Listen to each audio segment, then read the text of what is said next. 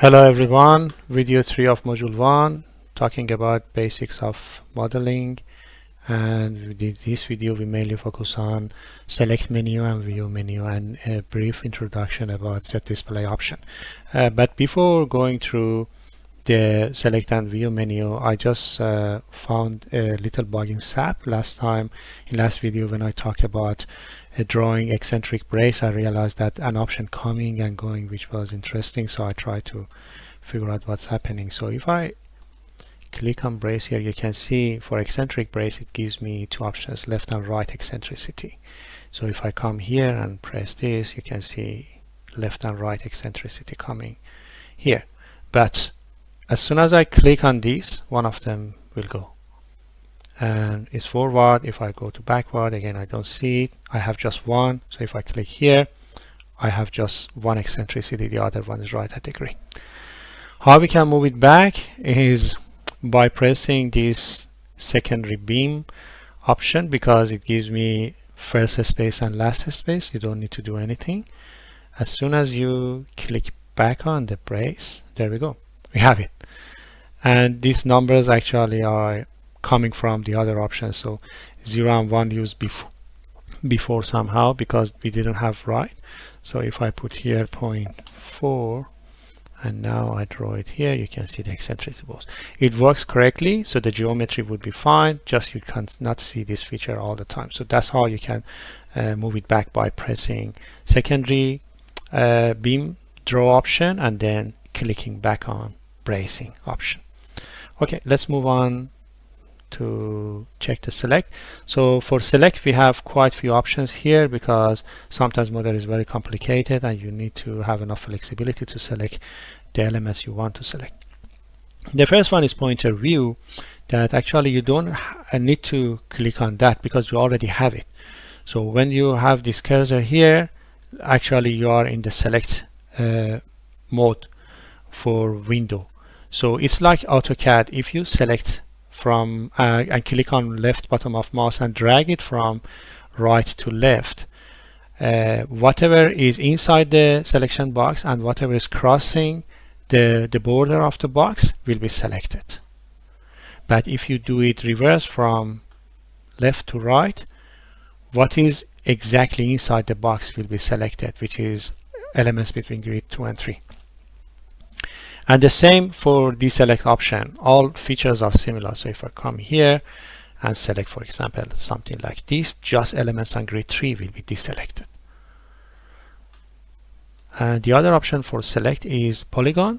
So for polygon, the way it works is whatever is inside the polygon will be selected. So if I come here and choose a polygon like this, you can see that this element is inside. So those are shell elements, so all of them are selected. If I go to here, which is frame element, I think that would be more clear for you. So if I come here and select polygon and again select something like that, so the elements are in the crossing line, which is elements 262 and 66, they wouldn't be selected, but the other element will be selected.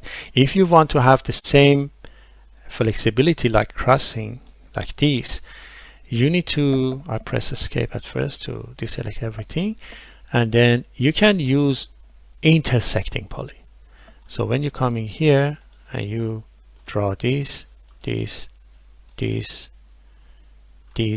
and these, even our elements are in crossing with the border will be selected. And the same for deselect option, as I said, are similar. The other thing is intersecting line. If you choose an intersecting line and just move it, any elements is in contact with this line and crossed by this line will be selected. So those are shell elements. So I didn't cross this shell element, that's why it was not selected. But for frame element, if I do the same,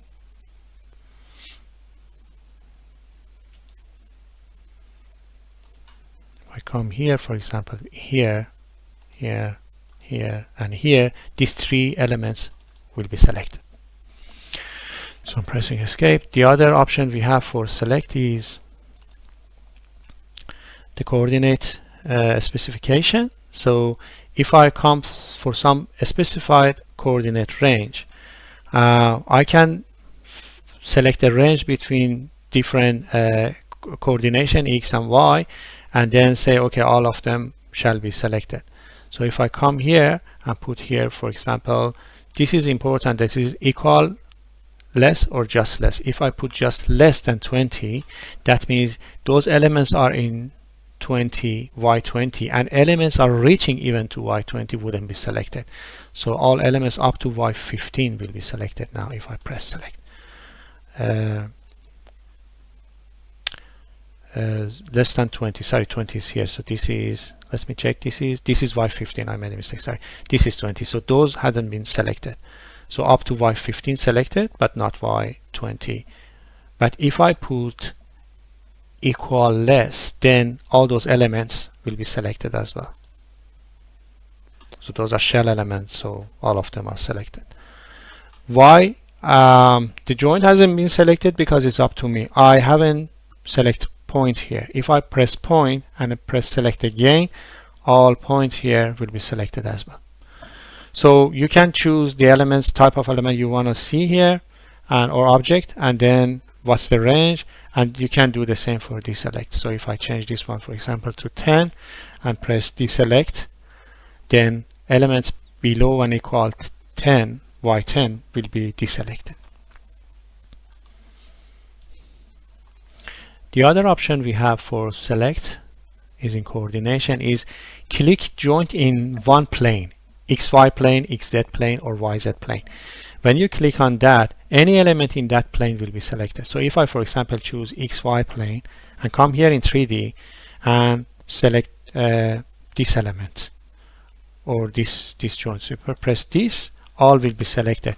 I am in Z12, which is here, so I cannot see them. I need to move down. So I'm coming to this plan, and then I move down. Now I can see all of them are selected. All elements could be joint and shell and frame, everything. You can do the same for elevations. So if I press X and then coming here and say, okay, I want to select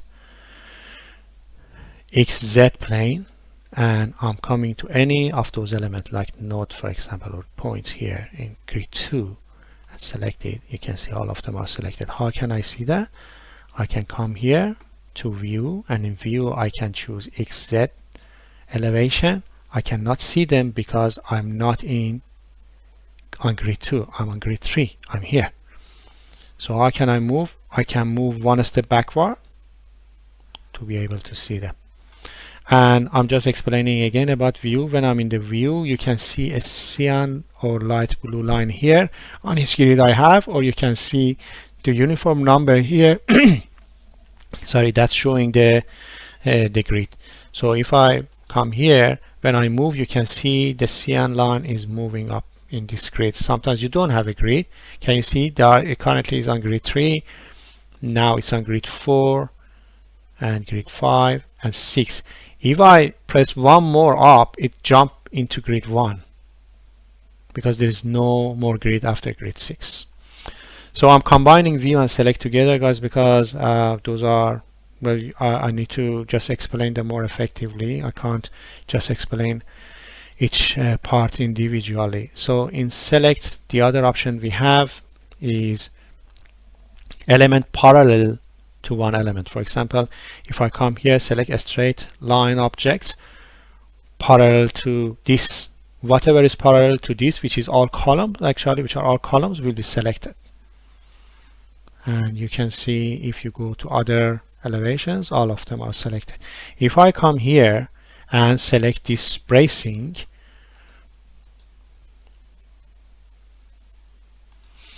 this element is parallel with this, will be selected, but because this is eccentric and this is not parallel, it wouldn't be selected. Oops, sorry. Oh, just missed it again. Let's parallel. So it's selected now.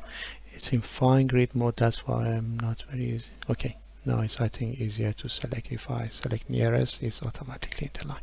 Perfect. So this is the other feature for select. So let's press escape to deselect all of them. And then the other one you have is any coordinate axis or plane you can choose. For example, you can choose Z plane. When you say Z plane, whatever is in actually parallel with Z plane will be selected. Could be any kind of vertical element. Could be if I go to 3D, you can see all shell elements even are selected, all of them here. The other option we have for select is properties. So you can choose material property or frame sections or area sections, but I'm not able to explain all of them now because we haven't gone through all of them at the moment, but I'm briefly showing you how it works. For example, material property, currently there are 2 default materials in SAP. I know that all elements are actually default sections are based on this material, so none of them are based on this material. So if I select these and press select, all elements will be selected. If I deselect them and select this one and press select, none of them will be selected. So this is how you can use material. The same for frame section or element shell section. If I come here to frame section, currently we have 1 default section, but you may have quite few sections. You may want to see, for example, 1 size of column with 1 specific grade of concrete. You can come here and select that specific section, and all of them in all levels of the model will be shown, and you can see what's the result of design or the internal forces or anything you want to see.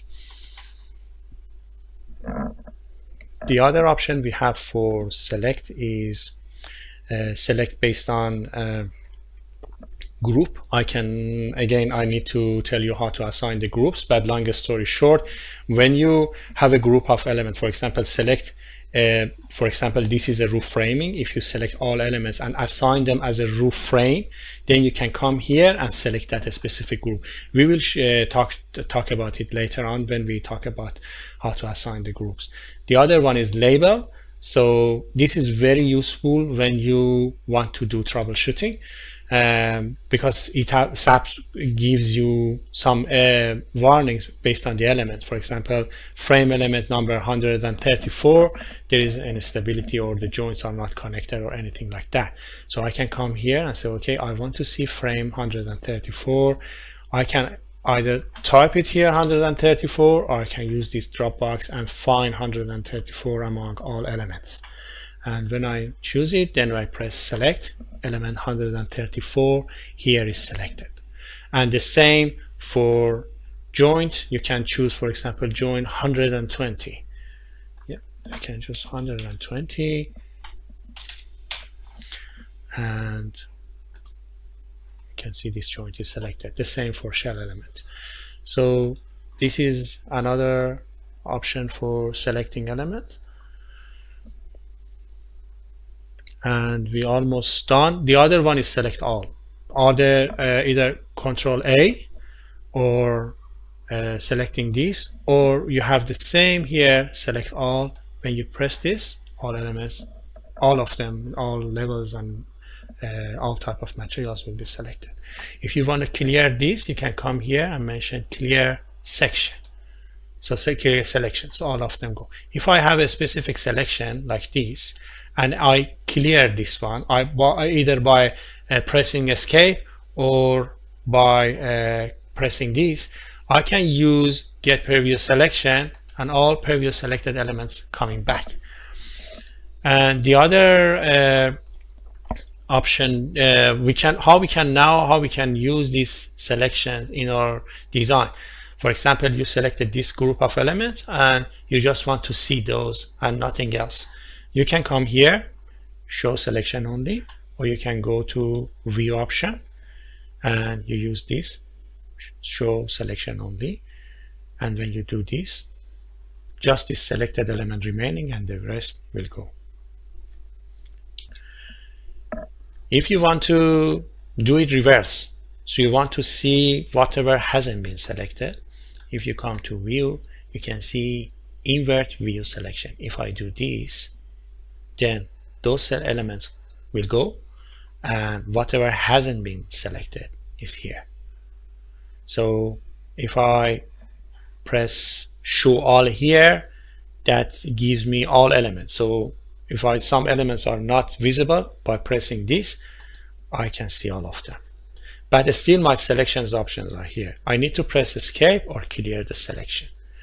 Now, combination of the two commands I gave you is the following one. So if I come to view, instead of use show selection only and again invert view selection, I can come here and use remove selection from view. So whatever is selected will be removed and the rest will be remained. Again, show all, and I'm coming here in the view. The other option we have for the view is some features like showing grids or showing axes. If I press show grid in the active plan, you can see the grid is gone. It is here as well. So if I press this, you can see grid will be back. Likewise in this, if I activate 3D and press show grid, grid will go, and if I press it back, grid will come back. And this is for axis, the same. You have an axis here or axis here. So if I come here, I don't want to see it. If I press this, axis will go. And I can do the same for elements. So if I don't want to see point here, I can come here and say I don't want to see points. Points gone. I can move them back and say I don't want to see frame, or I don't want to see shell. So those are the features can help you for ease of selection. And the other thing we have for view is set 3D view. I can show you, but I don't know how much it can help you. So sometimes, typically when you have the standard angle for view is 270, 0, and 0. So if I press this, it's coming to this. This is a standard that by default there. When we go for 3D view, we simply can press this one here, 3D, and it gives you this 3D view. Then if you want to choose that one, then you can play with the angles. So currently this is the angle we have, 225, 35, 60. So that's the standard. If we change it, for example, to 60 and then apply it, it rotates. But the easiest way is, rather than playing with these numbers, you can come here and select this and rotate it the way you want. Likewise with this one. The other option you have is this perspective toggle. So perspective toggle, because this is in 3D, it's just showing like this. But if I go in the plan and press this, it gives me the perspective from above. Sometimes it's good for selecting elements because you can rotate it like this. Then you know that if you select something like that, all elements in this view will be selected. So could be useful, but it's really up to you how you want to use this element. The other option we have in view is by setting the limits. So if I come here and set the limits here, we can say, for example, between 0 and 12, between 0 and 20, and Z between 0 and 6. So then I press apply. So if I come here to the plan, I can see that this is Y20.